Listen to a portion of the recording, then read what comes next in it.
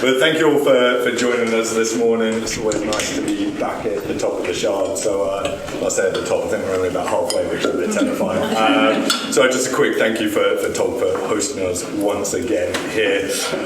Look, today we're really excited to be discussing this topic, which is all around actually how do we engage and how do we communicate effectively with our audiences. And by that, I don't just mean our customers, but everything from prospects to engaged customers and everything between that entails. So excited to get into that. As you all know, whatever industry you're in, over the past couple of years, you've probably seen massive changes in consumer behavior, but also our behavior as well, everyone, the way we all work. So now is the time, if you haven't done it already, to really reassess how you're communicating and engaging those audiences.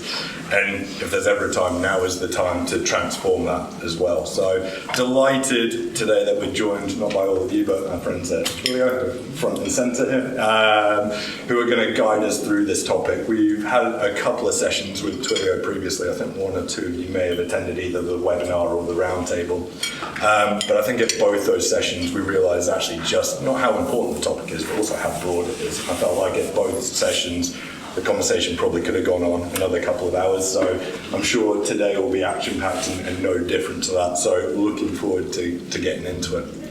I think one of the, if you were at those sessions, one of the stats that really stuck with me personally that Sam shared with us was the fact that I'm hoping I'm getting this the right way around, and you can correct me if not, 94% of companies think they're doing a good job of engagement in communications, whereas 92%, right way around? Yeah.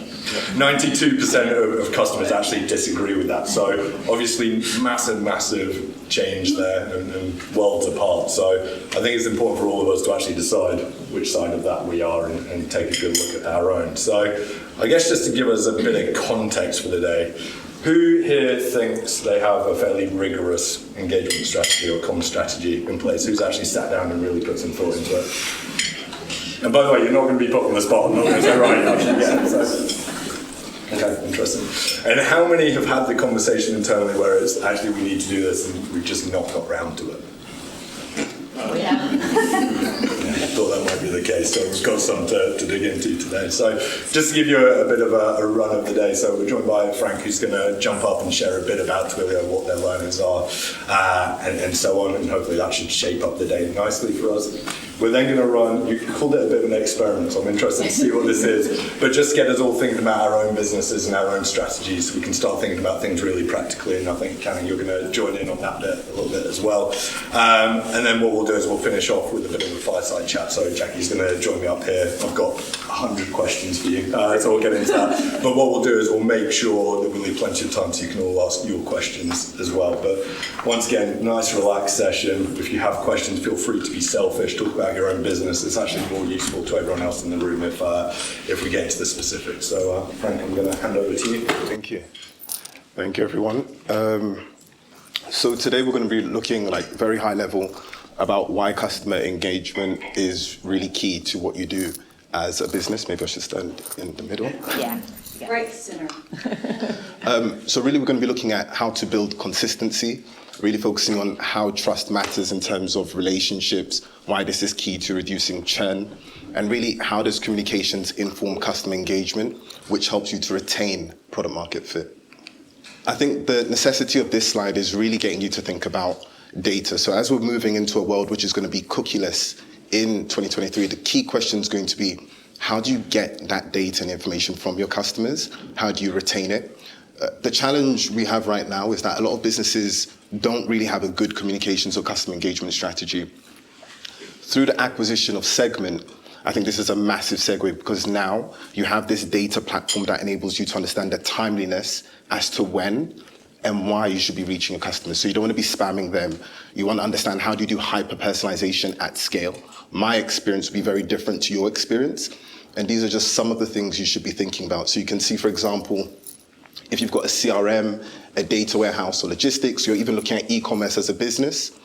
This feeds into Segment, where you can see, for example, personas, protocols, and connections, which feeds into one of our products, which is Engage or Flex, which will then go to a channel of choice and then reaches your end customer. So it's that hyper-personalization at scale that you're looking for. So what is Twilio Start-Up Labs? In San Francisco, this is a pizza box. So this is where Jeff Lawson and the founding team actually scribbled down their ideas for what Twilio would be. Essentially, this happened in 2007, but what we were looking at when we were coining Twilio Start-Up Labs is really how can we support founders to understand your product, help you to achieve product market fit, and really understand where Twilio can help you to optimize how you reach your customers in a more timely and consistent manner. So, as James mentioned, 94% of businesses report having great communication, 92% of customers would disagree. I think what's really interesting about this stat is the fact that enterprise customers are getting this wrong, right? So if enterprise customers and really big businesses are getting it wrong, this actually trickles down to maybe where you are as a startup. And I think your ability to really scale is tied to the context of how much do you understand your customer, how do you create hyper-personalization at scale, how do you build trust, and really integrate the strength of the relationships you're looking to build. I would have said, look at this slide for a minute just to see some of the key things that jump out, but I know that the text could be a bit small, but I'm just going to read off a few of the things that customers have said. So for example, 80% of people prefer to use texting for business purposes. 83% of global consumers say they prefer email when receiving communications. So although, for example, people say email is a bit inundated and it's not relevant, actually it's still the most ubiquitous form of communication right now, and it's still the most dominant form of reaching your customers and getting into their inbox. And really around the world, you can see that 8.3 trillion text messages are sent every year. So I think the key thing to understand is, why are you trying to reach your customers, and then what's the right method or mode of communication when you're looking to do this? This is one of my favorite slides because it helps you to think about the context of communication. When we think of email, email's preferred when you're looking at anything that's archival, transactional email, receipts, auditing information. If you're trying to communicate something that essentially enables your customer to archive or keep information, email is a great method. In comparison, if your communication is urgent or two-way, you should be thinking about SMS, you should be thinking about WhatsApp. If it's about, responsiveness and trying to engage with your customer in a more fluid or timely manner, that's when SMS or WhatsApp might be preferred. And so on this slide, you can see that, there's a variety of different businesses that Twilio supports and works with. But what I think is more compelling about this slide is over 50% of the businesses you see here did not exist a decade ago. Their ability to really scale and become unicorns or go public has been really tied to their ability to understand their customers even quicker to incumbent businesses. And I think, depending on where you are on your journey as a founder, usually you compete on pricing, you might compete on technology, you might compete on product, for example. I think in a world whereby, pretty much everyone's building a business and everyone's scaling and there's so many adjacencies, the key thing that's going to differentiate you as a business and as a startup is customer engagement. It's how you're communicating. Because if you look at, for example, ride hailing or last minute delivery, you've got so many different types of businesses that are competing against each other, which is pretty much a race to the bottom. Their market share is going to be dictated by the timeliness of communication, how they're engaging, and then how they retain their customers and extract as much lifetime value as possible. So as I mentioned before, relationships remain at the core of your go-to-market strategy. When we're really looking at communications, I know you might think it's very disparate and very separate to what you're building as a business, but we see that communications informs customer engagement, which informs your ability to achieve product market fit. But product market fit is not static, it's fluid. So in order to keep on scaling and growing, it's almost like you're achieving product market fit and then it breaks and then you have to find it again. In order to get into that virtuous cycle basically, it really comes down to how you're engaging with your customers, how you're understanding them, how you're able to retain them and extract as much value as possible. And so this brings really an end of what this session is going to be, and then we're going to run an experiment now. So we're going to be giving out a few cards here, and it'll be great if everyone's got a pen, if they can just go through this very slowly. What we're trying to do here essentially is understand what you're building as a brand. So a lot of businesses don't realize that your brand informs how you communicate. So a lot of the time people don't understand, how to engage or communicate with their customers. But when you think about what you're building as a business and potentially what your brand is, this will then inform how you communicate and what channels you should be utilizing. Hi, everyone. Frank is our polished, wonderful, uses great words. I'm kind of your resident funny Southern gal who is going to make this a little bit more personal. I kind of like to start with like everyone's a consumer. To me, I get back to the emotions of how you integrate and how you interact with businesses. I call it in the South, you know, you get credit for an invite, you get that warm, fuzzy feeling from someone. If you can do that in a business, you're going to achieve retention, which is what Frank was just, you know, explaining a little bit better than I do. He says, you know, everyone is competing in the space, everyone is scaling. I am going to choose that last minute delivery based on who gives me the best experience. I know for Deliveroo that if I get on and I'm like, that was wrong, they're going to give me that credit back without me having to talk to a person.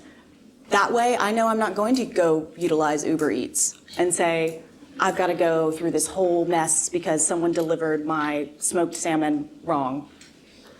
That's kind of, you just need to think about, to me, the warm, fuzzy feeling. And it's kind of funny to say that in business sometimes, but think about the emotion that your brand is bringing to people and what experience you want them to have, not just, you know, what revenue. We're always streaming, we're always going to scale, we're always moving fast, but like take the emotional element today when you're looking at like what brand you want to put in front of a customer. Absolutely. And just as an example, for example, when I've used, let's say, Uber and Bolt at the same time, sometimes I've gone to book a ride with my Uber, and then I come off because I see the ride is too expensive. Great customer engagement is knowing, okay, let's send him a discount because they know that I'm disengaged and I've come off the platform. So as you're thinking about email and as you're thinking about SMS and just overall communications, as much as growth is exciting and it's amazing, churn reduction is what's key to actually scaling. How do you retain your customers that you have? How do you engage with them? That's really what's going to be the differentiating factor. And so if you're able to actually get this right now and actually lock this in, then scaling is not actually going to be an issue because you're able to retain the value of your customers and you don't have a leaky bucket, and you're able to also acquire net new customers. And I think as well, just to add, as we're moving into a new, like a very different funding climate as well right now, I think it's really important to be super conscientious about the value that your customers provide and what are you doing to get, you know, every dollar amount out of your customers. That really matters more. And if you're able to actually reduce churn, communicate, engage in a timely manner, again, this will all feed back into, again, your ability to raise further amounts of money. And then more importantly, how you then look to scale and grow and adapt. So I think, you know, all in all, when we're looking at communications, we're looking at customer engagement, it ties in really key with your product, with your pricing, with your ability to reduce churn and hopefully scale in the near term. It's so nuanced too, and it doesn't cost a lot of money to kind of put some emotion within your business.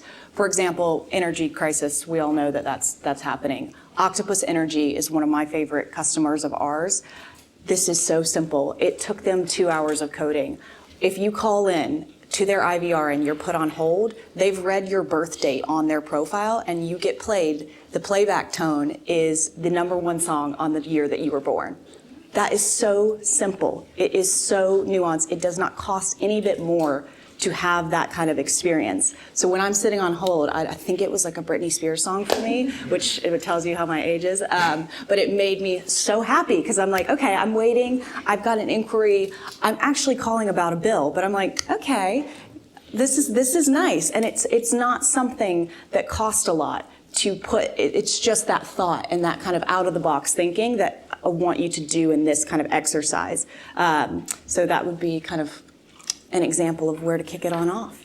Can I ask a quick question? Yeah, sure. We'll probably cover it at some point, but I'd love to understand today if there's any kind of platforms or softwares that you like recommending bootstrapping with Twilio, because we use Twilio. Yeah. And the problem that I've always had is like there's loads of development that I want to do and it just never finds place on the roadmap. So is there anything that you can kind of bootstrap together, like for your customer service team, stuff like that? That'd be really interesting. I can definitely dive into that with you. So Flex is what I call like a skeleton of a contact center. We've built a lot of UI that can be customizable and white labeled for you. So think of Twilio, and I can recommend which products are kind of like this, Legos building blocks that aren't just our channel APIs that need a lot like deeper development. I know about Flex actually. Yeah, It's really fun. I mean, I'm not a developer. I will admit that now. But there's a lot of drag and drop, and you get 5,000 free hours to start, which is really, really wonderful to go have a play around with that. I think QVC Italy during the pandemic got their entire contact center up and running in 2 days on Flex. This is kind of similar to, what's the difference between that and Zendesk? So Zendesk is actually a large partner of ours. So Zendesk is more of like a SaaS out-of-the-box solution where you would purchase it like a seat, right? And then on the back end, they've built in Twilio. Actually, Zendesk Talk is run off of Twilio's voice API, so they're a large partner of ours. Flex is a little bit more customizable and much more omni-channel. So it's kind of building a sandwich. Yeah. Do you want spicy mustard? Do you want hot sauce? WhatsApp, SMS. Voice. So it's a little bit more customizable, and then it's very much your own. So we've kind of built, like I say, the skeleton, and then you just kind of dress it up.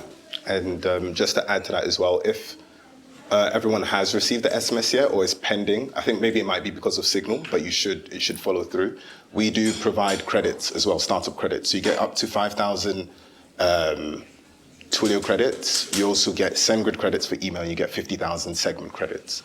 So that will help you if you're looking to bootstrap or test or just see how Twilio works in terms of where you are and if there is that value there. But I'll definitely recommend utilizing the credits to see, as you're looking to build the skill. It is nuanced too. We recommend Google Dialogflow for some things. We're very, I would like to say, honest on what we do really, really well and where we might point you in a different direction. Great. So how does that work? Does this all centralise all the WhatsApp messages, or what's the? So we have two different products. So we have a WhatsApp API that is what you would imagine when you're just having a WhatsApp conversation. That can be built into Flex so that you have a customer experience where they are utilizing WhatsApp. We also have something called a Conversations API where we do the orchestration on the back end per channel. So we've got SMS, WhatsApp, and chat, and private beta for Facebook Messenger. So imagine you're having a conversation, your customer is on SMS, where your contact center agent is on a desktop. All of that conversation is threaded whichever UI that they're looking at, and that's the Conversations API. So and that's probably a good segue. Twilio is such a massive plethora of things. You really need to get into the nuance of your business, and that's why we have a very detailed sales team that I'm technically a member of. As I say, we've done a couple of sessions with you guys now, which has just led to more and more questions of my own. So we're certainly looking to master our comms and found the network and our engagement, as I'm sure everyone is here. So I've got a bit of a list for you. And as I say, we'll leave time so everyone can get into their own as well. So as I say, I flagged that stat, and Frank, I feel like I stole some of your thunder as it was on your slides as well. But effectively, so many businesses clearly think we're doing a great job with comms and engagement, but that's not the reality. So when we're looking at our own businesses, what are some of the red flags we should be looking out for that might signal that actually maybe we're not doing? Yeah, no, it's a good place to start, definitely. And I think a few people were shocked at that stat, and I know Sam shared it in a couple of the previous events. I guess there's red flags the entire way through the customer life cycle. So maybe if we kind of just, think about it in terms of that life cycle. So, when it comes to sending out marketing emails, marketing SMS, any marketing communications, you'll be able to track the engagement levels, the open rates, and if they're really low, either you're getting your messaging wrong, you're delivering on the wrong channel, or it might be something that we quite often hear from founders is that they've maybe overused a particular channel. So I was talking to a gaming company recently, and they'd been using SMS almost exclusively for marketing purposes, and they were reaching the point of diminishing returns, and they'd really kind of devalued, if you like, that channel, and they were having to think about how they could use Segment, the customer data platform, to get better kind of customer profiling, make sure that they were marketing the right games to the right people at the right time. So that's certainly one thing that you can be tracking, is those open rates. I think for companies that are onboarding customers, if you haven't created, obviously it's really important to verify them, get the right data. If you don't do that, you're going to get really low deliverability rates. You're going to be spending unnecessary money on SMS, which ultimately is not going to be received by someone. But you want to balance that with a frictionless process for onboarding customers. And so another thing that you can track is, are people dropping out during that onboarding process? You know, you've spent money marketing to them, they've come to, you know, your app, your website, they've initiated the onboarding, and then midway through they just drop out. That's obviously something that needs to be dug into and looked at. And then I think it's the, you know, communications that you're then sending, you know, during that customer's kind of life cycle with you. Are they reaching out to you on multiple channels? Are they reaching out multiple times to get a resolution or the information that they're looking for? They're obviously going to be red flags that you can look at. High customer acquisition costs, but actually a low repeat customer rate, maybe high churn. And then I think, you know, we shouldn't forget about people in all of this, actually trying to get feedback. So that could be through SMS surveys, voice surveys, etc. But it can also actually be through your agents and customer service staff. I know I get asked by my bank all the time to complete a survey, which I always say no to. But when I actually have somebody, I give them a lot of feedback. I have no idea if that gets shared. I'm pretty sure it probably doesn't, and that's a real shame. And I can see we had a question there. How do you guys integrate with things like Twilio and things like that? In addition to that, how do you also integrate with things like QR codes? We're a B2B2C place. We don't believe in any direct consumer advertising. We use large corporates, marketers we have a global relationship with, Yeah. to convert that to a B2C, to a direct consumer relationship. Yeah. So we believe this is super interesting, but it's how do we work with our existing software? And we're on an MVP right now, so we're bootstrapping, so we're not spending loads of money. Yeah. So I read about the company, super interesting. I've worked with some amazing partners, but it's how do you integrate it? You know, Klaviyo would be a good example. Yeah, absolutely. And sorry. With, for example, with Klaviyo, sometimes we can use third-party apps like Zapier to do the integrations. Yeah, so that always works well. And then I think as well, as you saw on the... Klaviyo runs on top of Twilio for every bit of SMS and SendGrid. So they've built everything on top of us. They're our major partner. So, and that's kind of probably a good call out. A lot of the stuff you're using runs on top of Twilio. So getting in and making your experience is probably where you should be thinking about, because if everyone's buying Zendesk or Klaviyo, what makes you different? Well, the challenge that sort of, Yeah, please. you know, is you're paying for all this SaaS, right? And at the end of the day, what do you really need? And it's like you're paying 50 quid a month for this, and you really don't need it. Yeah. Zendesk is interesting, but you get to a certain level, and it gets ridiculously expensive, right? So for us, it's how do you wrap it all around to a simple solution? Yeah.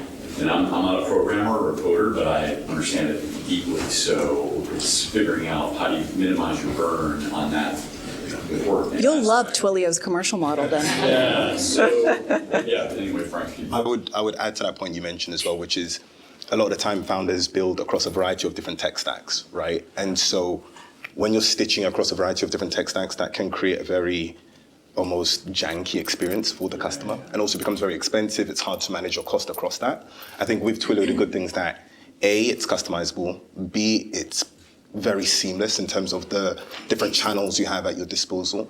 And again, because it's all centralized, you have a unified view, A, of your cost, B, of the different channels you need, and you can always dial this up or dial it down, which is the great thing about it. I guess other integrations like Spree Commerce and Chartkey and, you know, our stack or full stack is developed off Ruby, so it's, you know, It's quite easy to integrate. So, I mean, technical architecture, right?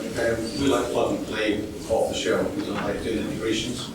And to the same point, we use Zendesk and Klaviyo and a few other sorts. So, but what I don't want to end up doing is I don't want to end up having 10 different sets of software.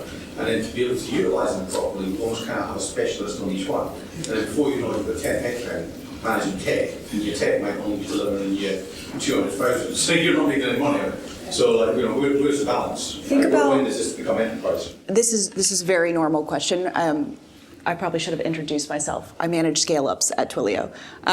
So what I see is, like, think long-term about the development cost up front might be something that you're not willing to put forward, but think about the SaaS margin you're paying on some of those products, which I think they're fantastic products. They run on top of us, they're major partners. So a lot of founders go for speed initially, just buying something that works, but is that going to scale?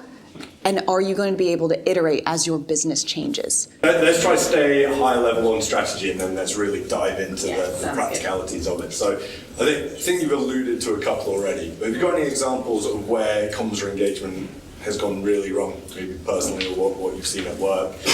And more importantly, what's the impact of that for a business? Absolutely. Well, definitely no naming or shaming, but some key themes that we typically see. I mean, I mentioned that onboarding point before.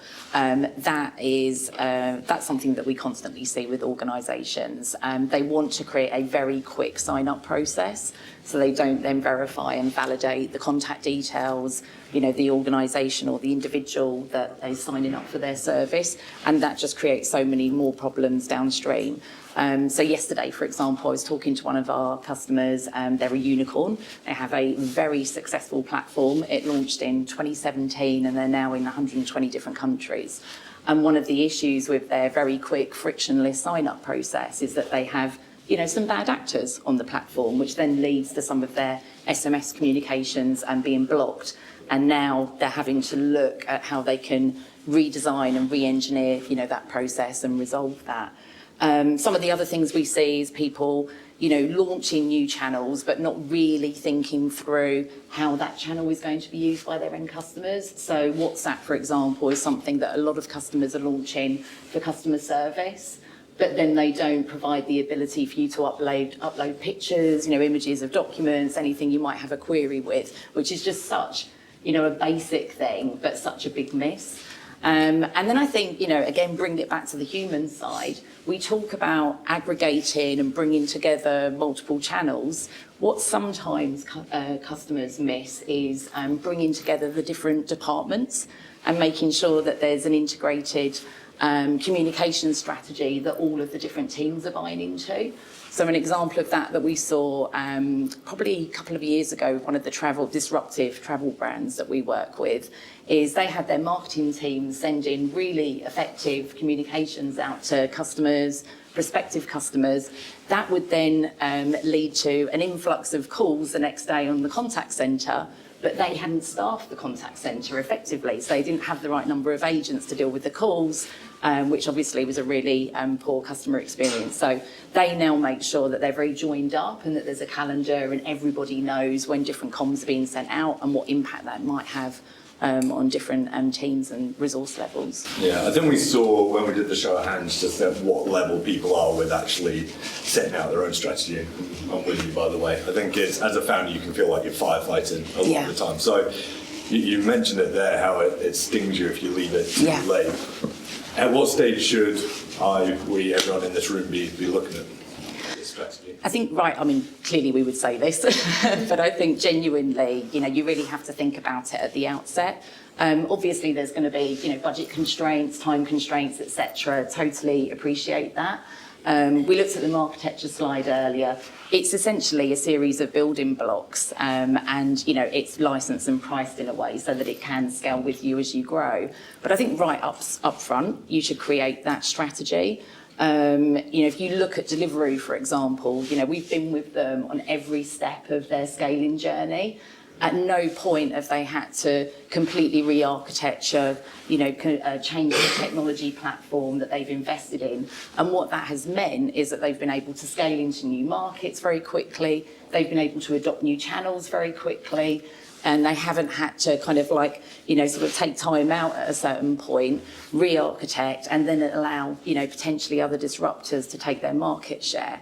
If we look conversely, and I won't name this organisation, but it's a very innovative healthcare app. They were probably one of the first on the market, still very, very good.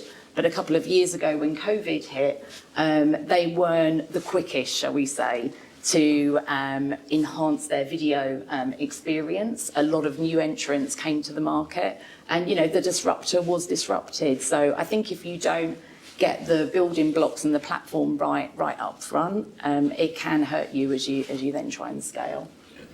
Another thing that sort of really stuck with me from previous sessions, and again, you'll have noticed this if you were in the room, was actually the thought of using different platforms at different times. So between whether it's marketing or servicing or whatever it is. So I think for those that weren't there, it'd be great to get your take on that and any advice on which platforms we should be using. Yeah, definitely. I love the slide that Frank had that kind of displayed this as well. I think, you have to think about, what's the urgency of the message? If it needs to be delivered quickly, you need somebody to take action, then SMS is probably the right method for that. So that might be OTPs for signing up new customers, or it might be, delivery tracking notifications, for example.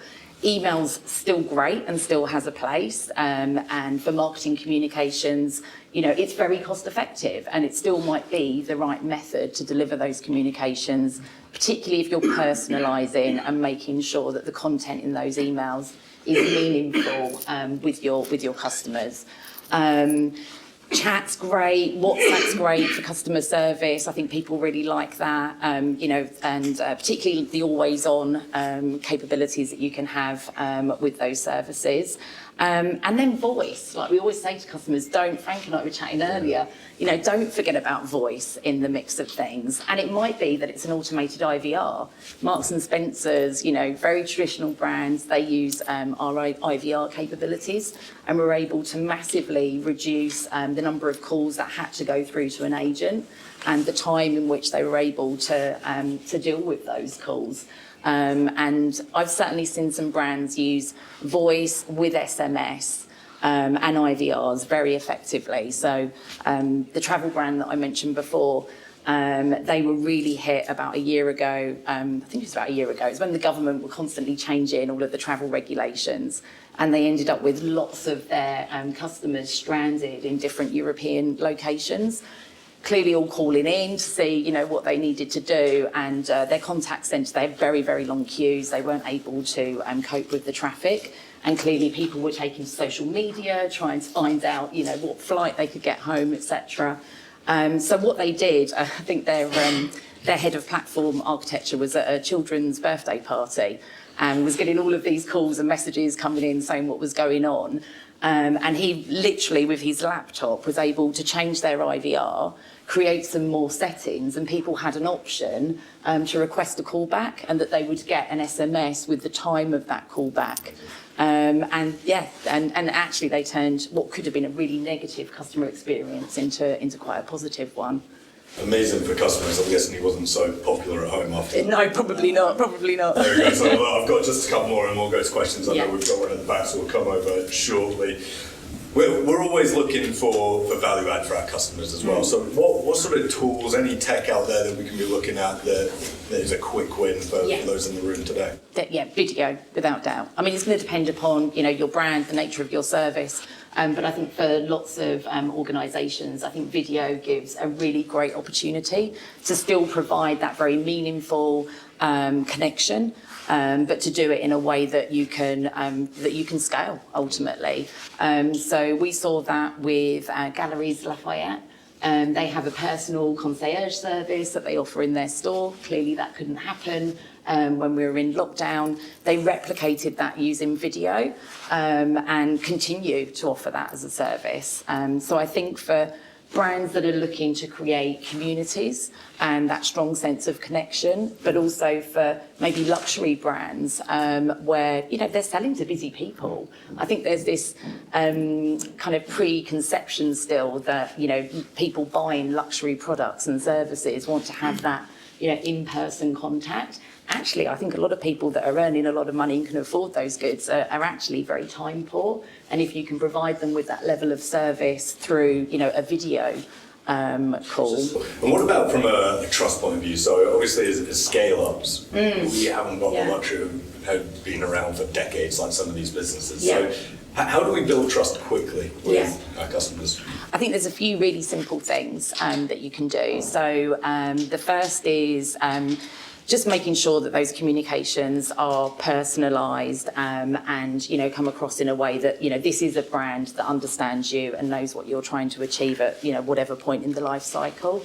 Things like, if you're texting somebody with an order confirmation or delivery notification, do invest the additional money in having short codes, for example. So it will actually come from that brand rather than just a completely meaningless mobile number. Things like that, I think, are really important for consumers, and they will then trust those communications that are coming through from you. So an example, when I was kind of thinking about some of the questions on the way in today, there's a brand that I've just started buying from called A-Day. They do sustainable clothing, really lovely brand. The first thing that happened when I placed an order the other day was I got a really nice email, as though it was from the founders. It was very nice. There was a lovely warmth that came through with it. It was very representative of their brand and what they stand for. And I guess, to Cannon's point, it definitely gave me that warm, fuzzy feeling. I knew it was just a template email, but I'm like, oh, that's really nice. They care. The next thing that happened was if that works on you, that must work on yeah. everyone. Oh, completely. Honestly, yeah. Even if you know absolutely. what's going on, you still love it. Yeah, definitely. It's the fact that someone's taken that extra step, to do that. They've then made sure that their partners continue that customer experience. So I then got an email from DHL. I was a little suspicious. It came through on my work email. I was like, I'm not expecting this. I don't know what this is. This is probably a scam. But very prominently, it said, your parcel from A-Day is due to come on this day. So I then trusted it. There was also an opt-out from DHL. I could opt to use WhatsApp if I wanted to for all future notifications rather than getting them on email and text. So that was great. And then just to complete the picture, after I'd placed my order, I got a code for 15% off. And I'm like, that's a bit frustrating. And I definitely had spent too much. So I emailed them yesterday and said, I got this code afterwards. Is there any way that you can maybe give this to me as a credit for my next order? On the train on the way in, saw that they'd emailed me overnight. They actually just gave me a refund for that 15%. So the whole kind of experience from end to end was great. And yeah, they're a small brand, but it was just really thoughtful. Amazing. Well, last one from me, and then we'll open up to the floor. I guess for everyone in here that's just looking at starting their strategies and really starting to think about it, where do we start? What are the couple of steps we can all take to get going with this? Yeah, I think, keep it high level. I think take a step back, work out what your customer life cycle looks like from beginning to end, and then think about what are going to be the critical key communications that you're going to send through that life cycle. Who are you sending them to? What tone? It's very much an extension. Well, it's not an extension, it is your brand. There's no point creating a really beautiful brand if you're then not going to delight your customers with the way that you communicate with them. So just make sure whatever principles and values you've incorporated into your company come across in those communications. And if you've already launched and you're already live, go through that customer experience, get your friends to go through the customer experience and get them to give you really honest feedback about, how it felt to be a customer. Very cool. Any questions from anyone here? Stephen? The main question is, tying back to, you have marketing people on one hand and you have the people who are actually dealing with customers who do the same thing. How do you, given we've effectively run fully distributed businesses in most cases, how do you make sure that information is shared across the platform? Is there effectively, call it a CMS or something that both people have access to so they can pull similar content and make sure when it's done one way, it's done the same way when you're interacting with various customers? That's a perfect question. Thank you for that. Basically, that's exactly why we acquired Segment about 18 months ago. So it's a customer data platform that will sit on top of all of your line of business systems and will allow you to unify that data. So, this is the data that we've got on a customer in our billing system, but this is the information we're holding in our CRM system. You can link that, but you can also normalise it because you might be tracking different metrics in slightly different ways in some of those systems. So you end up with a single holistic 360 view of customers and prospects, and then Twilio sits on top of that. So you can then use that when you're communicating with your customers. How about templates? We all know that some email templates just look like shit. They're done too wide, so you see them on your phone, the content's not done the right way, it's marked too narrow. Do you guys create templates or work better? Because again, Twilio just doesn't work that well. So, how do you 100%. Our email marketing campaigns can be used to create the templates, but that's only part of the picture. If you haven't done the work up front on your data to understand and segment your customers, then how are you going to really effectively use those templates? So it's the two working in tandem. So is the thought that you eventually just use Twilio, or sorry, this is probably quite a basic question, but is it that you kind of get rid of the Klaviyo or the Yaw-owusu and just have one platform, or do you have all of them? Yeah, I mean, there'll probably be niche applications that you might still want to use, but yeah, you can absolutely just go wall to wall with Twilio, and obviously we would love you to do that, or you can just take incremental steps. We've designed the platform, we've created the commercial model and the licensing so that people can just cherry pick and choose the right channels and the right parts of the platform for where they are in their growth journey, or for what they need right now with everything else that they might have already invested in. But absolutely for companies that just want to go all in and want the simplicity of that. Actually, there was a really good point made by, so FICO is one of our large global companies, so they underpin a lot of the very large banks and financial institutions, and they use Twilio to power that. Sorry, I wanted to ask a question about security. Unfortunately, we went for a security breach a couple of weeks ago, and so I want to know, I'm a little bit averse to using platforms that provide everything, because I'm a bit I know you'll be GDPR basic and all of that stuff, but can you just talk a bit more about the protocols you've taken to ensure that our data and our customers' data will be safe, and then a bit more about how we can communicate that to our customers? So we are GDPR compliant, we're HIPAA compliant as well. And in terms of just where we store the data, everything is stored on the Twilio platform, so you wouldn't have to worry about security breaches. We've got, for example, 2FA and Verify that can also be rolled on to add an additional layer of security as well, so that wouldn't be an issue. And in terms of where we store our data, it is, I think, in Dublin, so we've got places where it would be stored in the UK, and you wouldn't have to worry about breaches or any security issues. So that is top of mind when we're thinking about how we store our customers' data and the way that it's also kept as well. Yeah, and we've got government bodies both here in the UK and in the US, large healthcare providers, etc. So we've gone through some really stringent InfoSec checks, as you can probably imagine. But yeah, happy to get into more detail with you offline. What about communicating that though? So whether it's with Twilio or if people have other things in place, how far should they go to really make it clear to customers that they take that seriously? I think it's fundamental. For example, we've got very high security standards, and it's not just having security standards, we constantly get this reevaluated with our ISO standards and all the security checks that we have. So we are constantly in the process ourselves of reaffirming our security standards to ensure how we handle and store customers' data. And I think, as Jackie mentioned as well, when you're thinking about Twilio on your journey, obviously we would say start as early as possible, but even just from a perspective of you don't want to consistently re-architecture, you don't want to consistently have these conversations about, how we're storing our customer security. If you are using a variety of different tech stacks, you are more likely to suffer from a breach, right? Because you're stitching everything together, and there's going to be a loop or a drop-off point where you're exposing yourself, or the potential to expose yourself is much higher. So I would always say start with how you mean to go in mind. And with Twitter, the fact is you can, as I mentioned, dial up and dial down. It's customizable. So for example, today it could be email, and maybe in 2 years' time it's video. But at least you know that it's going to scale as and when you want it to, as opposed to maybe, for example, using Zendesk, which is great, but it might not be at the current time you need it in your current business growth or trajectory. So I think that's usually something to think about as well. Any other questions? To add on the security standpoint, there's a lot of nuances and little niche things you can do as well. We have messaging, body retraction, we have phone number retraction. That's how we become HIPAA compliant in lots of different areas. Secure IVR payments for large businesses. So it just depends on exactly what you're looking for, but there's tiny little niche products that I'm happy to walk you through as well.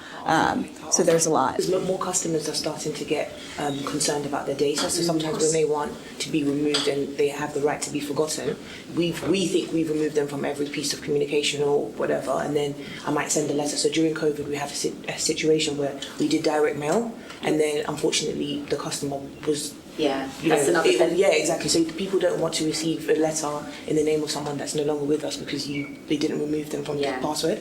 So I don't want to have those situations again. So I'm quite I'm making sure to take the steps to like be good so that people don't receive that type of. Yeah, and that's very responsible. You're a consumer as well. Yeah. So I think that's a good way to think about Twilio in a lot of different ways. Jackie mentioned, as a consumer of a really cool brand, A-Day, think about how you would want to interact with your business. You're not running it. As a consumer, how would you want to be there, and what kind of communications would you want about the security? What kind of information do you need from Twilio? We'll always provide that for you, but it's up to you to decide, okay, where in the life cycle do you want to add this reassurance? Does it need to be asked for? Do you want to be proactive about it? So I would encourage you guys today, as you're asking us questions, to kind of imagine yourself as your own customer, and then kind of think about it from there. When it comes to reducing churn and creating more stickiness with your brand, one of the things that we're trying to do is this idea of building a community. When it comes to this community activity, is there any kind of engagement strategies, any channels that make the most sense, that are effective in this kind of community building and creating that stickiness with the brand? I think it's relevant to like what your brand is, for example. So like we'll talk later about it, but really understanding what your brand is, what you do, who your customers are, and then I guess through A/B testing, what are the optimal channels by which you would engage? So it's like if you're doing community building, it's probably not going to be SMS. More likely to be email, for example. It could be email and WhatsApp if you want to do two-way communication as and when. So I think it's relevant to your brand, and then understanding just through A/B testing really quickly what would be the preferred or preferential channels of choice to engage in community building. So it could be video, for example. It could be WhatsApp. It could be chat if it's an application. But I think there's a variety of different channels that can be deployed, and then through A/B testing, finding out what's the most optimal route for your customer. What I would say is key about community building as well is making sure that the community is safe and legitimate. Clubhouse is one of our larger customers that built a really great community during COVID. And their security features that they utilized from us, piggybacking off the security question, is making sure that when people sign up for Clubhouse, they are a real person. That is something that is within a marketplace. Same with TikTok. Like, you just need to make sure that you're building a community that you would want to be a part of. Hi, I've started a lead generation tool for online fitness coaches. So we have the fitness coaches who are who we generating revenue from, but we also have those people looking to improve their health. Yeah. Like if they have different, preferred methods of being communicated with, like is there products which can, just in one place you can have like SMS to one group and then email to another. Yeah, the Conversations API is the most obvious place. There's multiple ways that we could achieve that end result, but the Conversations API will allow you to have multiple different channels of communication with different people, or maybe with one person, different channels that they're using at different times of the day or for different purposes, but you end up with a single UI and consolidated feed of all of those comms. If not, there's definitely ways of tracking people's preferences or linking the channel to the use case or whatever. But yeah, great idea, and very similar. Different providers, but very similar to the platform that I was talking about where I met one of the founding team yesterday. So I think making sure that you validate and verify the trainers that you're onboarding onto your platform and don't get any bad actors that are going to then damage your brand and the trust of your communications would definitely be something to think about. I think if they could rewind to 2017, they would be doing that. There's also some architecture pieces that we can talk about on the nuance of Twilio, where you can have different sub-accounts if you're selling B2B and you want to make tiny nuance changes for each individual. We can set that up in a scalable model, but then you can go in and give that personalized development within each brand account if you're using a B2B model. So one of my larger clients is similar to Klaviyo in a way, and they are, obviously tons of different businesses are coming onto their platform and buying their software, but one business might want to use, SMS in France and WhatsApp. Well, they can go into that tiny sub-account within Twilio of their master setup. So we can get into the nuances of that, if that makes sense. Well, look, we are just about out of time. I think once again we've kind of shown just how important, how broad this topic is. I think you can tell just from the range of questions. So we will be sure to get into more. We love working with the Twilio team, so we've got an event coming up in Berlin with you guys as well, which we're really excited about. But we'll be putting out plenty of content, and I think the three of you are more than happy to chat to people, whether it be straight after this, or I'm sure you're happy to receive an email or two with questions. Yeah. As I say, there's plenty of coffee and pastries and everything else, so feel free to stick around and chat, and as I say, get really into your own businesses. But for now, just a massive, massive thank you to the three of you, Jacqueline, Frank and Cannon. And of course, Boju, thank you to you for Boju's back there, but sort of behind the scenes to make all this happen. So thank you very much.